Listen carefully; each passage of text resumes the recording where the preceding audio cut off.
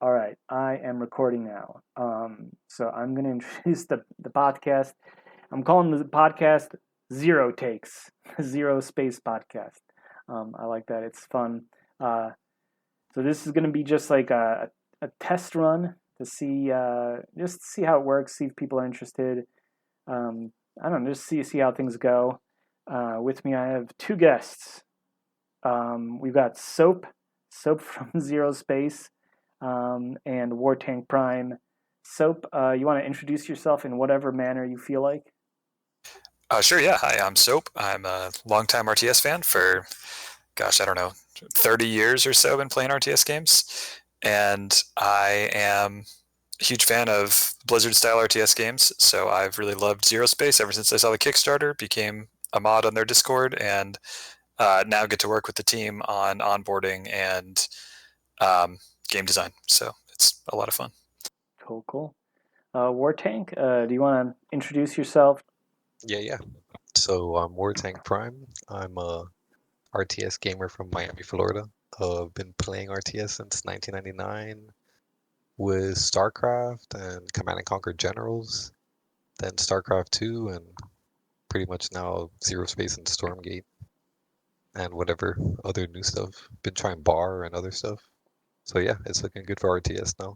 Yeah. So I figured this is going to be. I've got a few segments or like sections or whatever planned. I've got some questions ready. But I figure we can keep it pretty loose and free form. So I'm going to throw it to you guys, how you guys want to start. Because I've got three things, just kind of mainly just like talking about Zero Space. Then kind of like general questions about just gaming in general, what you're playing. So that's section one, is talking about Zero Space. Segment two is just talking about general gaming, what we're playing right now, other RTS games, whatever. And then segment three is I've got just kind of random, kind of goofy questions just to kind of break the ice. And they're just kind of like, like these kind of thought exercise questions that just spark the imagination, or at least that's the goal. What do you guys want to start with? Three. Three, Yeah. the goofy questions? Okay. That's kind of where I wanted to start too, but I wanted to leave it up to you guys. So I've come up with some kind of like silly questions. Here's the first one. So these are like hypothetical questions where you kind of have to make a choice and then kind of explain your choice. Here's the first one. This is a little science fiction themed. If you were stranded on an alien planet, would you rather it be a planet where the plants are carnivorous or where the rain is made of acid? Holy moly. Without any further information, assuming I don't have access to more information, I will say the plants are carnivorous because I hope that I could avoid the plants. But avoiding the rain might be more challenging, especially if the acid starts to like wear down on my spacesuit or spaceship or whatever I might need to survive. So I'll go with that. Carnivorous plants are also kind of fun, and I'm going to hope that the carnivorous plants are like Venus flytrap pitcher plant size, like on Earth, and maybe they're not even harmful to me. So Yeah. I have a chance there at least. Acid rain's scary no matter what. Oh yeah, dude. Go ahead, Yes, Working. same with me. Like I'd go with the carnivorous plants. It's funny you bring that up because I actually like grow carnivorous plants. Oh, But really? yeah, I have a few like Sarracenias and Nepenthes, which are like the pitcher cup plants. Yeah, those are awesome. Yeah. I have a Venus So flytrap. really, that's pretty cool. A lot of people like kill them and they just don't know to leave them outside in the sun. But yeah, people mess with them. They don't actually need to eat flies. That's the fun thing about them. But yeah, we probably actually get away with like maybe killing one of them and eating them instead of the acid rain. There's like no chance we're getting out of that. Right. So your logic is if you're on a planet of carnivorous plants, you could probably eat them just as well as they could eat you. So it's fair game. There's at least a chance, right? Like if the carnivorous plants are like Koru in Zero Space, they can move around and chase you down and kill you. Maybe not, but otherwise. No, I'm like thinking the parasite. Yeah. No, I'm thinking these are just like regular plants, but like even like the trees can be carnivorous. So there are bigger carnivorous plants. Maybe some bushes are carnivorous, maybe some cacti or whatever. So you got to be careful. That's kind of how I was picturing it. That's terrifying. Yeah. But they're both terrifying. But it's funny that both of you grow carnivorous plants. You got a Venus flytrap and the pitcher plants. It's just funny that that's the first question we start off with. I actually, a couple of years ago, I was thinking about cultivating carnivorous plants, and I was doing some research, but like they take a lot of care. Yeah, it's pretty much all the soil. Like once you set up the soil and the plant, like it's basically a like an acidic soil. Like there can't be nutrients. Yeah. But once you mix it up and put them in there and just put them out in the sun, like they need like I think it's like 8 or 10 hours of like beaming sun and just water in the bottom. They grow pretty easy. Huh. Interesting. Yeah, I know. Like that's why they evolved kind of carnivorous features is because they had to like get nutrients some other way. Yeah, their roots are like hair, like a few inches long, but they're like hair thin and they basically don't grab any nutrients. It's like to anchor the plant down a little bit and they just Oh, get everything from whatever lands in the pitchers. huh. Interesting. Are those? I'm assuming those must be native to Florida, right? There's some native to Florida. There's some that are like lab grown. I don't know, like they clone them. They're like mass produced. Oh, interesting. I visited South Carolina not that long ago, and we went on like this tour of this like historic area, and they had all kinds of this area where they grew all kinds of carnivorous plants, and they were like, "This is the only state where you can grow a couple of Yeah, different kinds of pitcher plants and Venus flytraps and stuff, and they'll grow like without too much extra care." I was like, "Oh, they're okay, they're native to I think South Carolina. that makes sense." That's probably what they said. I just didn't want to Everyone quote that thinks that incorrectly. everyone thinks that they're from like tropical jungles and stuff, but they're from South Carolina. Kind of Nice. crazy. All right. Well, that's all my silly questions. I kind of just like break the ice kind of questions. Um, we can now move on. We can talk about just zero space or just like gaming in general, like what we're playing aside from zero space lately. What are you guys feeling like? More zero space or more kind of general chatter? Yeah, I think let's talk about ZeroSpace first. All right. Yeah. First question. This is the big one. Thoughts on survival mode? I mean, I think we all think it's fun, right? Um, I think we all enjoy it. It seems everyone enjoys it to a degree. But I don't know. Aside from that, what do you guys think of it? What do you make of it? What do you want to see happen with survival mode in the future? Sure, survival mode's what we're watching right now, Yeah. Yeah. and yeah, I mean, it's 10 levels and then an 11th level no one's seen yet, which may or may not be endless. Um, it is And you it may and is hard. you It is may definitely challenging right now. yeah, and It is super you may or may not win $1 million if you beat level 10. Right. And get It to- wouldn't matter because no one's done it yet. Um, Yeah, yeah, survival is awesome actually. yeah, Even though it's like super hard, just trying to last as long as you could through the waves, yeah. hoping to get like the right boons and all the setups. It's pretty fun. There's a lot of randomness, but also I think there's just a massive escalation in difficulty at a certain point, where just the enemies just become incredibly tanky. So I was thinking about this. The kind of big thing I see right now with survival mode is at a certain point the enemies just get too tanky and you cannot stand and fight. You have to retreat. You have to be able to move backwards and get away from them. But the problem there is the more and more you retreat backwards, the more and more you put your own buildings in danger, and eventually like by like wave 6 or 7 you're going to be retreating all the way back to your main base. And then once they get to your main base, you still can't stand your ground because your army's going to get wiped out. So you have to keep retreating away from the HQ that you're trying to save. And then you kind of have to like, and then you wind up just giving up, your HQ just to keep your army alive. Or you keep your army there and they all get wiped out and you lose anyway.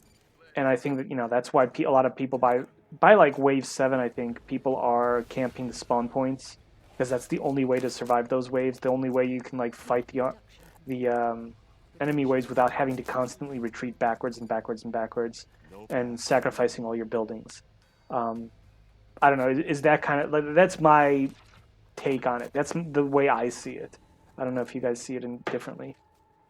That is a pretty good assumption of it. I mean, when you do get when both people do get like a big enough army and like the right boons, and you're able to do the spawn camping, it feels pretty cool that you're able to do that and like destroy them as they're coming out before they mass up. But getting there is like the hard part. Yeah. Yeah, for those who haven't seen the mode yet, you get boons by basically capturing these structures towards the edge of the map that are neutral, and then they become yours, and the enemy, if they get there, can take them back over. So you can lose the boons later on in theory too, but there's like 3 on every map right now, and they're not the same every time, so they can vary greatly in their power. That's kind of the randomness. I think if you get good boons, it makes a huge difference, of course, and if you get really bad boons, there's almost no chance of getting past level 10. Yeah. Yeah. Sometimes they're actually if no they're chance. if they're really like spread apart, and then you have to like fight a bunch of stuff to get to that boon, and then you get a bad one, and you lost a lot getting to the boon, it makes it harder. Yeah. Yeah, for sure. And sometimes you just get the bad one first, and it's like, oh, I really needed the good one first. You unlock the good one later on, and you're like, oh, I've already lost part of my army, and it gets tough. The survival mode is definitely a challenge. You have to expand, you've got to collect crates, you've got to get to boons, but as you get to boons, the further out you go from your base, the tougher the enemies are. So there's a lot of different types of challenge. And like you said, nobody, like, you've got to fall back to your base if you're not spawning on the point, if you're not on the spawn point. And I do think there's a possibility, like if we're all AIs with 1,000 APM, I think there's potential to micro back individual units and to micro back behind multiple walls you set up, because you can build actual walls. But it would be really hard to do all that in the short time you have during the day before the next wave shows up in the direction the wave's coming from. So it's a lot to handle, especially on a limited economy. Yeah. So it's right now, building walls just around the spawn point and camping it is definitely the easiest way, but I don't think that'll always be possible in future versions. And I think it's also in other ways, going to get nerfed, or we'll have more boons or something like that in future versions, so it kind of equals out. Right now, it's way too hard to make it to level 10. Have you guys ever made it? What's the highest level you guys have been to? I think 9 or 8 was the highest I've ever gone to. Yeah, I think the highest I've ever got to is on the casual. I've only been playing on casual difficulty, and I got up to like level 8, I think. And I think partially, like, what's funny is like there's a casual difficulty, but at a certain point, it does not feel that different from the other difficulties. It feels exactly as difficult as the other difficulties in terms of like how many enemies are spawning, how tanky they are, how many tanky enemies are spawning, that sort of thing. Yeah, I think in the later, there's not quite as many enemy units on the map, like as you clear during the day and casual, but almost as many, and they're still very tough. Yeah. And at night, you still have some RNG of like which kind of units spawn, so you can get a crazy tough wave, but there's not as many of them in total. So I think casual has 50% of brutal's number, and normal has 75%. Brutal has like 100%, and nightmare has like 120%, I think. Holy. Is that just the number of enemies or their health too? It's just the number of enemies. Okay. So sometimes you get a huge wave of like, really tough reavers, and if you don't have exactly the right thing against them, you just get overwhelmed by the first half of that wave anyway. So it doesn't matter what level. Most of the time when I get overrun on casual or on nightmare, it's in the first half of a wave. So it's like, well, even if that was casual, I'd still have been overrun. So there are moments when it feels different, and there's moments when it does not. And casual is definitely tough right now. It'll get easier over time, but it is tough right now. Yeah. No, well, that's the thing. Like casual, like the first 2 waves on casuals feel very, very different from the other waves, like on brutal difficulty. But then, like once you get to like day 4 or 5, it just doesn't feel like it's that different. It feels like it's about the same. And I just think that the biggest problem is just the tankiness of the enemies. Because like you said, if you get like a bunch of reavers in a wave, they just storm into your base. They've got their charge, and their charge can just go through like buildings and units, and it just completely just like evaporates whatever defense you wanted, because they'll just keep pushing you back. And it takes, I swear, like with I had like a 200 or nearly 200 supply army with Protectorate, and I swear it took me like a full minute a full minute of focus fire to take down one of those infused reavers on like day 7 or whatever. It was just brutal. And Yeah, they have 10,000 hit points and like 7 armor. They're pretty crazy. yeah.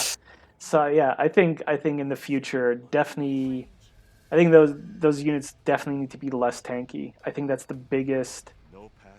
I think that's the biggest frustration with survival mode is just the tankiness and any other problems with survival mode like bad boons or whatever. I think it really stems from just the sheer durability of the enemy units, and they can just last so long. And if it wasn't for that, I think you could, like, even if you got bad boons due to RNG, I think you could still pull it off and pull through. But it's just like when there's like 10 behemoths with like 8,000 hit points just flying into the center of your base, and like you have like 15 gunships trying to focus them down, and it's not doing anything. It's just like, well, shoot, it's over. Those are what nightmares are made of. Yeah, for sure. Yeah. I like it though because it's like an RTS, like Call of Duty Zombies. Yeah. So like it's pretty cool. Like just trying to get through it. Yeah, definitely. And in spite of any, like, oh, it's really tough to get to the end and stuff, that's kind of the point that it kills you. And I've definitely played it on various modes with various people. I've played at least like 30 games of it since it came out. So yeah. And those are long games, so yeah. Yeah, I played a lot. Yeah, I've definitely played, especially this survival mode got introduced this alpha, and I've definitely played way more survival than I have of 1v1 this turnaround. But that's just kind of I think just in general horde modes just have a lot of replay value. I remember because you mentioned Call of Duty Zombies. I remember when the very first Call of Duty had the zombie level, and it was like a bonus level you had to unlock. Me and my friend, we must have played that like 10 times as much as we did like the regular Call of Duty like co-op campaign. It's just there's just something about just those endless waves coming at you that just like, I don't know, it just sucks you in. You just go into like the machine zone, and you're just sucked into the the gameplay loop. Yeah, my wife would play that for hours every night. Yeah. That's awesome. Yeah. Did you play with her, or was she just playing online? No, yeah, by herself? we'd play together sometimes, but she was so good she'd just play online like multiplayer. Yeah. Yeah, That's amazing. Yeah, and then after that, like, I mean, pretty much every game started having a horde mode. I remember Gears of War had a horde mode. That's where the term horde mode comes from. Halo games started having like their own horde mode. Like every game started having like a zombie mode or a horde mode or whatever. Just inherently a lot of fun. Yeah, for sure. I was wondering what you guys have thought of 2v2 in this alpha phase. That's actually one of my favorite things too, is 2v2. Just because you get to rely, like if you have someone better on your team, they can kind of hold it off. Yeah. I don't think I've played 2v2 this alpha at all. I think just like whenever people had games up, I was just like busy. So I just never really had it. I've been more busy this alpha just in like day-to-day life than last alpha. Sure. Yeah, I get that. Yeah, me too. I have really enjoyed 2v2 partially because for those who haven't played ZeroSpace yet, you can, if you're the Grell, the bugs, you can infuse units, and you can see right here there's some units that are twice as big as others. Those are infused, like some of those tanks down there. And you can infuse your allies' stuff. So it's really fun. Protectorate get veterancy, so they get stronger as they fight and kill things. You can infuse units with veterancy and make them like 3 times or 4 times as strong as they start out. And it just kind of gets wild.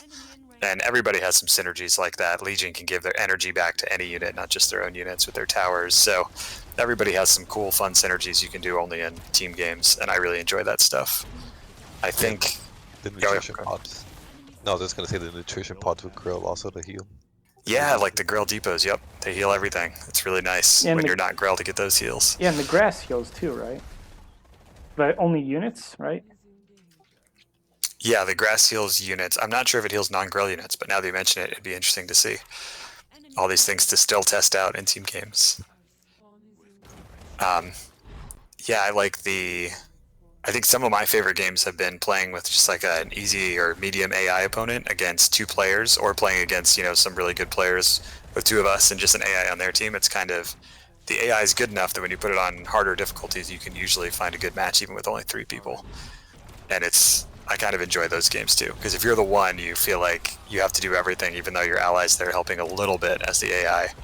And if you're the two, it's like, come on, we got to win. There's only one person over there. Yeah. But you can still have some really good games, so that's been fun.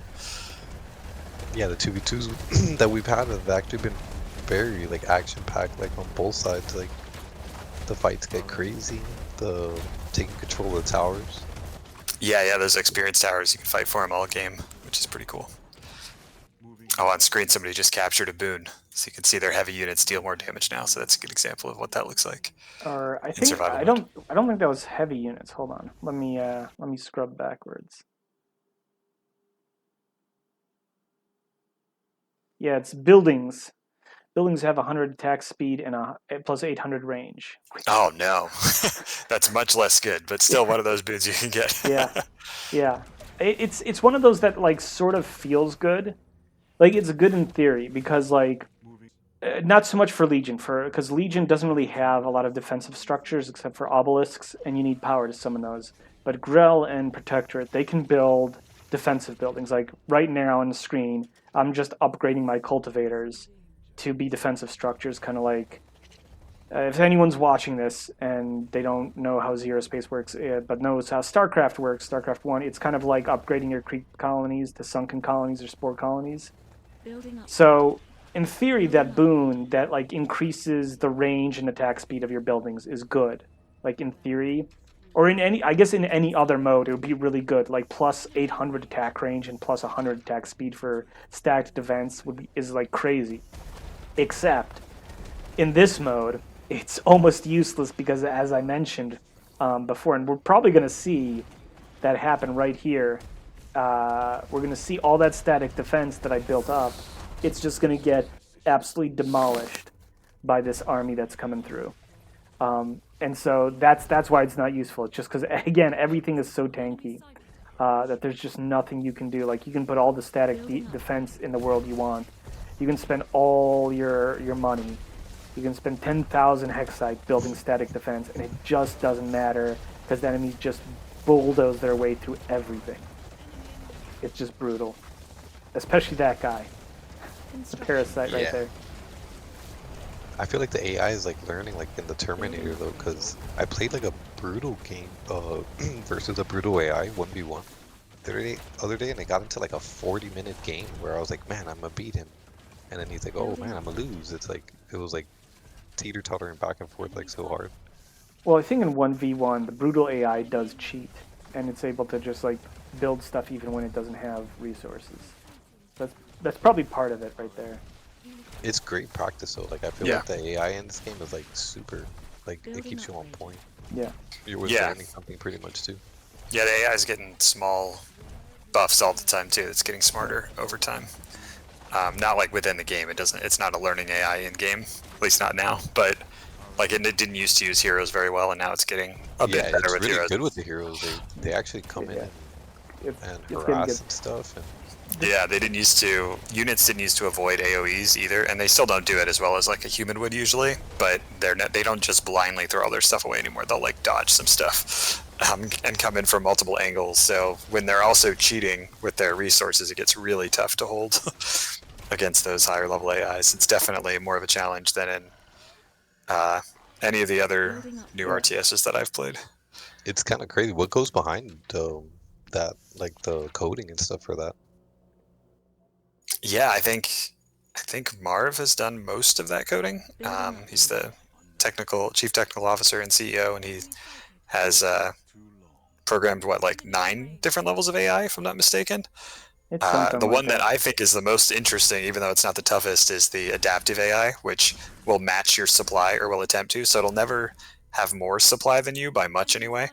But if you jump up 50 supply, it will as rapidly as possible make 50 supply to match you. and it may or may not counter what you have. But if you build a bunch of stuff and then wait a minute, it will have as much as you do in that fight. So it's a pretty good practice tool. And sometimes it'll just kill you. Like if it has 50 supply of Reavers and you have a bunch of stuff that can't kill an armored Reaver, then you're dead. So it's pretty neat. Yeah. I actually gotta try that. I didn't even know about that one. Yeah, it's fun. I like it. Yeah, it's interesting. I'll say one thing though.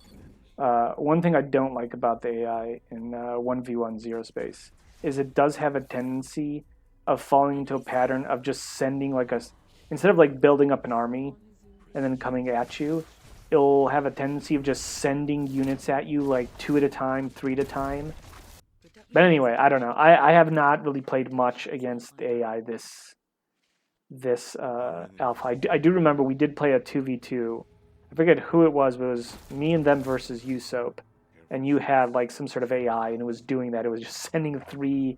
It was like my teammate and you were like having normal, fun RTS battles, and I was just like dealing with the annoying AI. AI is just keeping you at bay for a little while. I appreciate my AI ally. It did get funny though. Oh, sorry, what was that? No, I was saying the AIs do a good job of like continually like trying to keep you pinned down. Yeah, they do. Yeah. While we're talking about team games, can I ask you guys, is there a different win condition you guys would like to see in team games, whether it's in ZeroSpace or different games? Aside from like destroying the base, right? Like normally now, destroying all buildings or destroying a central base or two is the win condition across RTS. I don't know. In general, I always like it when a game has multiple victory conditions. It can like work badly, I think, sometimes. But when a game designer pulls it off right, it like really, really makes the game shine and makes really kind of intense, dramatic matches when it works right. Off the top of my head, I don't know. I feel like just something else on the map, like maybe not taking control of the towers, but if there was something else you fought over that was out on the map, like maybe another type of structure, and you had to hold it for X amount of seconds, you know, like hold it for 200 seconds or something, or maybe it would have to be longer, but like just hold like a central castle or something. Maybe that could work. I don't know. Or I remember during last alpha when there was the winter bash, the towers would sometimes spawn these special crabs, and they were just like these kind of tanky special crabs that tried to run away from you. Having that as like another goal where you have to like kind of actually explore the map and find some sort of critter out there, and you know whoever kills the most critters, maybe maybe that's an alternate victory condition. You know, if you don't destroy all their bases, but you kill more critters than them, you win first or something. I don't know. I don't know what would work, but I know it's always fun when there's an alternate victory condition and it works well. Sure, yeah. I like the critters idea. That's fun. I've never thought of that before as a win condition. Maybe like a mission inside of the 1v1. I don't even know how you'd pull that off, but what do you mean? Like I don't know, like side missions or something inside of the 1v1? Like you mean like the 2v2 or in 1v1s? No, just like in 1v1s, like you're doing your micro, like building up army and fighting and stuff, but maybe like the heroes gotta go do something, maybe like how you were saying, like hold a tower for like this long and then or like this one boss or something, and then whoever does it the fastest and doesn't lose their army and their base wins. That's very like board gamey. Yeah, it's a tough one. Yeah. Which, like, I love board games, but it does sound like one of those things where a lot of board games will be like, the goal is to fight over territory, but you can still win even if you don't win any territories if you accomplish these goals.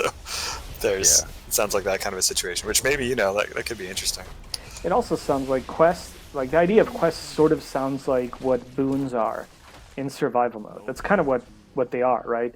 Like you go out, you leave your main base, you go out on this quest, you go exploring, you defeat the guardians of the temple or whatever, and then you get a special reward, right?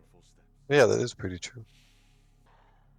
Did you have any ideas for like alternate win conditions?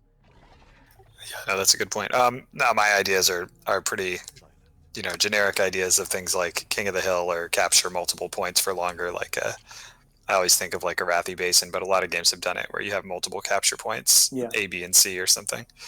Maybe different from the XP towers. You could have XP towers and those points. Yeah. But they would kind of work the same way as what I would imagine. But you could also do like, deliver the bomb, capture the flag kind of stuff too, potentially. That would be kind of wild in RTS, but who knows? Like just different stuff could be cool, I think. And I do think team games have a lot of potential. And the more we can show they're not an afterthought, the better, I think. I believe Yeah. StarCraft 2, StarCraft 1 also kind of just had like, they're really 1v1 games, right? And team games exist and they're pretty cool, but they're definitely an afterthought. You can't even build on your allies' creep. So if your ally spreads their creep, you just can't build there now. So, or you have to kill their stuff, which doesn't feel good. So a lot of that stuff is, they're feel bads instead of feel goods. And I think already being able to use abilities together and cohesion in this game is nice, but the more that can be done to show like, hey, team games are actually like a focus and not just an afterthought, the better for all RTS really. Any more? definitely. Yeah. Any more thoughts in survival mode? I like it, and I'm excited about what it's going to be also, because I think it's just going to get better and better. Yeah. The feedback's been huge. Yeah, right now you can definitely tell it's just kind of a rough concept, just testing out ideas. It's definitely kind of in the more rough stages. Oh yeah, and there in the video, we just got the boon where all units get veterancy, which does not help Protectorate at all. It's amazing for everyone else. Yeah. If you're Protectorate, you're just like, crap. I feel like that, for Protectorate, that boon would make sense if like maybe Protectorate can like go up to 6 levels of veterancy when they get that boon. Yeah, that would be really crazy, but that'd be cool. Yeah. Mm-hmm. And I think like, yeah, it would be crazy, like you said. It would be maybe even overpowered, but like I think when the game lets you become overpowered, right? Like you play your cards right, you get lucky, and then you can just create an absolutely OP build. I love it when games do that. Yeah, I agree. I think co-op and survival, which kind of go hand in hand, are the perfect place for all the crazy OP stuff. Definitely. That'd be crazy if survival had like this one big boss that comes out, and then once you kill it, it's like a mystery box or something, and then like you basically have like a super power up or something for like both armies or something, like weapons or some huge. Yeah, that would be fun. Thing. I wonder if you could even like trigger it, like if you could choose to trigger it, and then you're like, okay, I'm gonna fight the super boss, and I know I'm gonna lose some units even though it's daytime. Oh yeah, give you like an interesting choice. Yeah, like there's like some sort of egg out on the map, and if you destroy the egg, the big mama alien comes out and tries to kill you for destroying her egg. Yeah, maybe it's not the same one every time, so you don't know exactly what to do against it. You're like, oh crap, this is one I haven't seen before. Like, this one flies, that kind of thing. That'd be really cool. Good idea. Some like crazy like merc, infested merc type. Yeah. Yeah, it's always fun to see options. That's what I love about ZeroSpace, like all the unit options and the mercs, and it's just so cool. Yeah, ZeroSpace, especially counting like the units we see here in Horde mode, that are new units that don't exist in multiplayer for most of them. There are more units now in ZeroSpace than there are in StarCraft 2. Yeah. So that's maybe not counting all the co-op ones. All the co-op variants notwithstanding. Well, and we still don't have one of the mercenary factions, and we still don't have the Zol faction yet either. So then there's going to be even more. That's true. Yep. There's a final mercenary faction that doesn't have units in the game yet, and a whole main faction. So there's going to be no shortage of units and unit combinations, since you can choose different mercs and different mains every game. Hopefully that's what everybody wants to play. I know I definitely feel like more is more in my RTS games, but hopefully that bears out across the board. I was wondering about the real-time roundup. Yeah, sure. I've gathered just a quick point about, let's see, 1, 2, 3, 5 other RTS games. And you all may have more to add, so feel free to jump in if you do. I don't know if you guys have played Godsworn. I played a little of the demo during Next Fest. Yeah, I think I haven't played it yet, so I'm don't know much about it yet, but I think it's kind of incredible that they had a two-person team with a tiny bit of like, hired outside consultancy kind of help, and they did so much with two people. Like that seems pretty amazing. This one I've actually seen on YouTube, but I didn't get to play it. But I was actually interested in this one. Yeah, it's definitely on my list to play one of these days. Once the alpha goes away, the ZeroSpace alpha phase we're in right now is going to end like tomorrow, right? Friday morning. Yeah. Yep. In the next couple of days. So it Godsworn's on my list to pick up one of these days.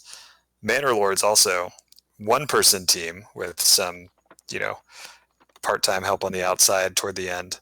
Amazing success. Not really a full-on RTS game, but No, like a it's city building kind of a That situation. one I watched May on Twitch. That one's pretty funny. I like watching that one. Yeah, it does seem like more of a city builder survival mode. Not really my type of thing, but I might the Godsworn. I might check that one out. Yeah, I mean, Manor Lords isn't really. I don't think it really qualifies as an RTS, but No. to see one person have such huge success with it, it's unbelievable. Yeah. That's a one-person team. Yeah, it's a one-person that's- team. You think he hired some art help from the outside, I think, but I think that's it. Everything else, this guy just did it over the course of years. Yeah. Yeah. The thing we can't talk much about, but I do want to mention one thing, is the Stormgate beta because it's under NDA. Oh, But I was impressed to see that after they had, some, I can't remember how many people they said that were in the last beta who I think are in this beta too, something like, 40,000, 30,000, a lot of people, that they have managed to keep a lid on it as well as they have. I know there have been a couple of small leaks, but overall it's, the NDA seems to have worked, the NDA experiment of how many people can you have in this without it leaking like crazy. And I think they've answered, more than the number they have. So kudos to them for having their NDA work. I was expecting something to like come out, and I even like looked on YouTube like to see if anything, but yeah, it's like super under wraps. Yeah. They've done super good, or at least the community is like really good, like in both like ZeroSpace and Stormgate. And Yeah. Yeah, absolutely. There was like one leak on YouTube, but I think they kind of stamped it out pretty quick. Someone found it pretty quick. The Frost Giant kind of like stamped it out pretty quick. Yeah, I think it was only up for a matter of hours, so it's pretty impressive. If you can see my I'll let you keep doing your RTS roundup, but since you are doing an RTS roundup, I want to mention this one. Yeah, for sure. I heard about this in one of those videos by I forget. I always mess up his name. He's that YouTuber that talks about RTS, the Perfalotsits. Parafilosov, I think. Yeah, he was. I think I was watching one of his videos. He mentioned this RTS. It's called Chaotic Era, and this is the art for it right here. Like this is what the art looks like, and it's all black and white. Whoa, yeah, that's right. I did see that video about this. Yeah, and it looks really interesting. The premise is like you can play either aliens or humans, and like you're humans that crash land on this alien planet, and there's like I guess two campaigns. One as the humans, and you're trying to survive and escape, and one is the aliens, and you're trying to like eliminate the humans. And let's see if I can. That's really loud. Yeah, anything that does like something interesting artistically like this, like always grabs my attention. Like this is on my wish list now because this just seems very fascinating. That is fascinating. this is cool. I love that they're like, we're gonna go black and white boldly. Like that's cool. Bold move, yeah. And I also love these kind of aesthetics, these minimalist aesthetics. Whenever a game developer kind of like does something really cool with just like polygonal graphics and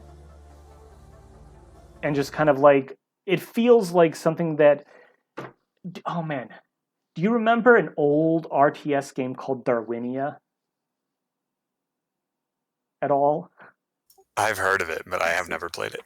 This sort of a little bit reminds me of its graphics. Like this is kind of what it looked like.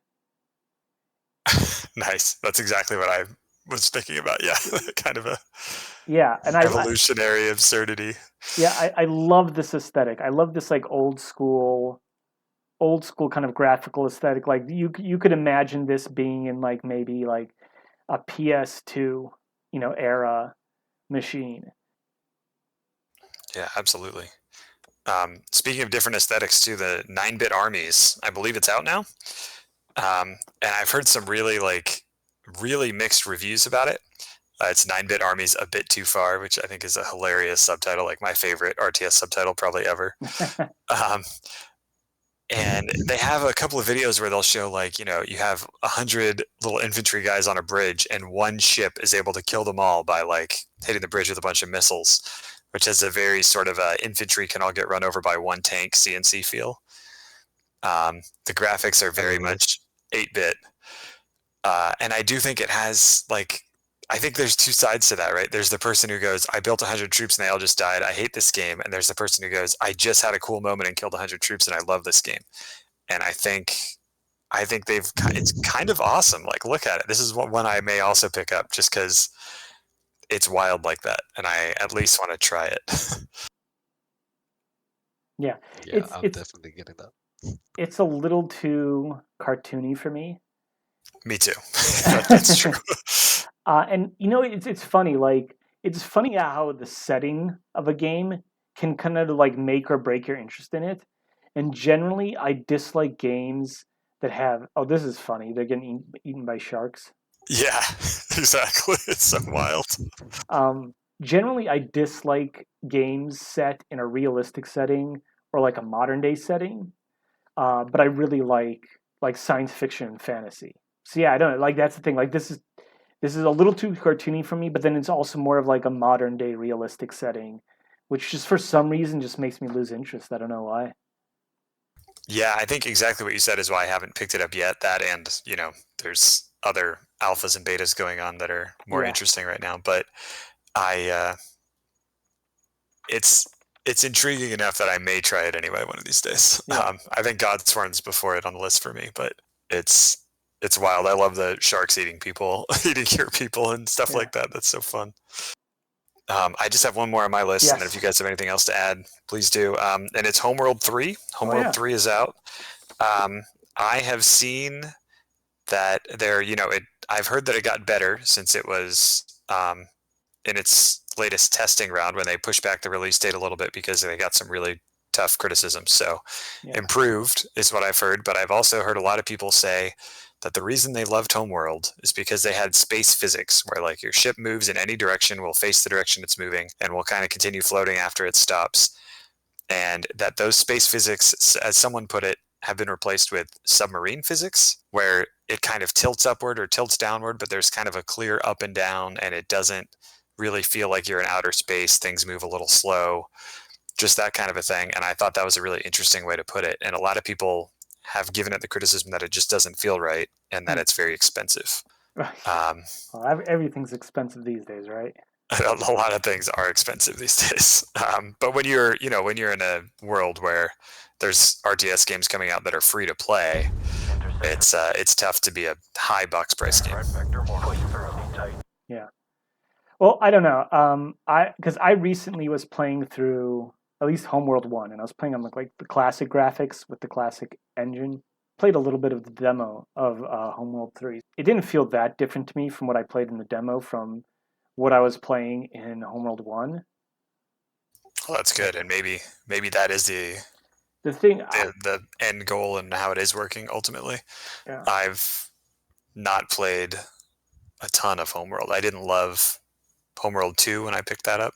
I think it was free on Epic a few months ago, maybe 6 months ago. And I struggled with the physics of it. I honestly never got to try any of the Homeworlds. But the RTS that I was gonna say, have you seen Immortal Gates of Fire? Oh yeah. Yeah, for sure. That one's one I want to try out. Are they even on Steam? I'm not sure. The other one, have you guys played the new mod on StarCraft 2, the StarCraft Brood War versus StarCraft 2? No, I just heard about that. Yeah, somebody told me about that the other day too. I'm interested to try it. Sounds fun. I will love building Reavers again. Yeah, it was super crazy. I played like 2 games last night, and it was pretty fun. That's awesome. I Going back to the previous one, Immortal Gates of Pyre, I really like a lot of their ideas. I think they're extremely clever. They're a good team. They're a lot of nice people. Um, and I think they have really good ideas. I think, there's a long road ahead, as there is for all like burgeoning RTS games and new teams. But I think it's the combat is fun. The way they're different, like every faction has like 2 or 3 sub factions with like different leaders that change out a few units and sort of almost like top bar abilities kind of a thing. Um, and that's a really clever idea, and they've got a lot of good things going for it. I think the art is it was a little hard for me to initially like tell what everything was and get into it. I have the Yeah, same criticism of Stormgate, and I've heard it about a lot of new RTS games. It's tough with the new RTS game. I think Immortal probably has a little further to go in that regard, but I yeah. I really enjoy it still. I've been watching Tempo. You remember Tempo from like that StarCraft 2 meme songs like back in like 2010? Yeah. He streams it, so I've been like following him and watching him. I haven't seen him in so long, so it's been like cool to watch him. Yeah. I've played. I think I'm streamed in 1 or 2 of the games that he used to record while he was observing and played. Nice. There's some wild base trades in that game too. Yeah, the sub faction thing reminds me a lot of in Command and Conquer General Zero Hour. That was like the thing. Absolutely. I love that game. I still play that. I love Generals. I haven't played it in forever. I'd be terrible now. I was playing yesterday and it's like totally different. Yeah. No, it looks interesting. It's looking cool. Like it's developing pretty nice.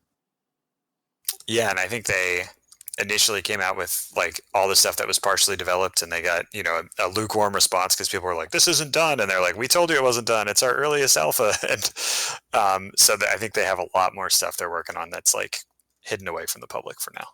And I think in the future that will become apparent that they've done a lot more work than anyone's seen, and hopefully they have a very good reception with that stuff. So I think they deserve it. No, yeah, no, definitely the ZeroSpace team deserves it too, man. Everything you guys are putting out seems to be pretty fire. Yeah, I hope so. I think there's a lot more stuff, more good stuff in the works. The Zol, the robots combining to make bigger robots alone have a lot of potential. So hopefully the game just keeps getting better. But I guess that's it. Unless there's anything else you guys want to say before we sign off here. Thank you for having me on here, man. Yeah, thanks. Hopefully the podcast blows up. I don't know if it's going to blow up, but if people enjoy it, if they want to hear more, yeah, well, I'll keep doing more, and and I guess I should have said this at the beginning of the record. Like, this is just me kind of testing things out, seeing how things work. And right now I'm just recording on OBS and I'm not going to like edit. I'm not going to do any audio or video editing after this is done recording. I'm literally just going to stop recording. And if the recording's okay, I'm going to upload it to YouTube, and then you'll be watching it. And if not, if it's like terrible, I guess you'll never hear this. But if people like it, if like the ZeroSpace fans like it, if RTS fans like this, whatever, if it gets positive reaction, then I'll start putting a little bit more effort into it. Maybe doing more video and audio editing, getting a better microphone for myself because I sound pretty muted, and I sound a little quiet. But yeah, if you guys like it, whoever's listening to this, if you like it, say so. We'll expand this and we'll do more. I guess we'll up the quality too as time goes on. And topics. If anyone leaves topics in the comments, topics and ideas of things they want to hear about in the RTS world, that's good too. Or ZeroSpace or whatever, yeah. And yeah, maybe if we do well, if this gets even a little bit popular, maybe we can get some ZeroSpace devs on here, talk about what they're doing, talking about their plans or something like that. And one day you have Maru.